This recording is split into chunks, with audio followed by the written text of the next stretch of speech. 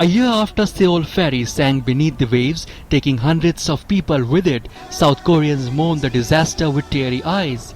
Hundreds of people visited the official memorial venue in Ansan, where a huge yellow ribbon was on display, symbolizing the hope for the safe return of passengers. People also left their messages for the victims at a place set up for the purpose. South Koreans mourning the death of their teenage children in the country's worst sea disaster in 44 years sailed to the spot and offered flowers.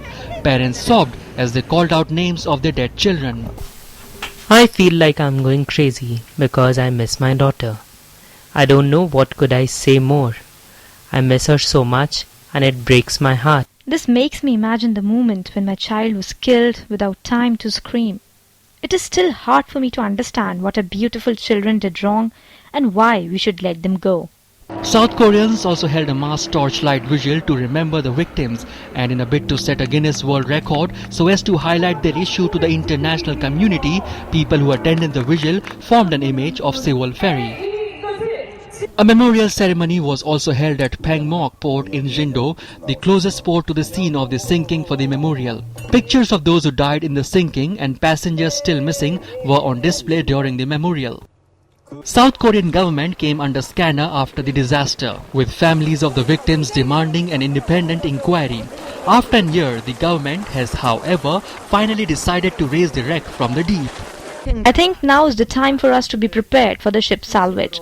We'll make all necessary procedures promptly so that the ship can be raised as soon as possible. The South Korean president has also added that the government will try to recover the bodies of the missing 9 people. Even after the announcement, anger still rages among the families of the victims who wants the government to speed up its action. Protesting the government's way of handling the ferry disaster, people blocked South Korean Prime Minister Lee Wan-koo from visiting the official memorial altar in Ansan while holding banners which read, "Call for an in-depth investigation and salvage the ferry." The Seoul ferry set off on April 15th last year from Incheon, west of Seoul, for a routine overnight voyage to the holiday island of Jeju with 476 people on board, most of them students.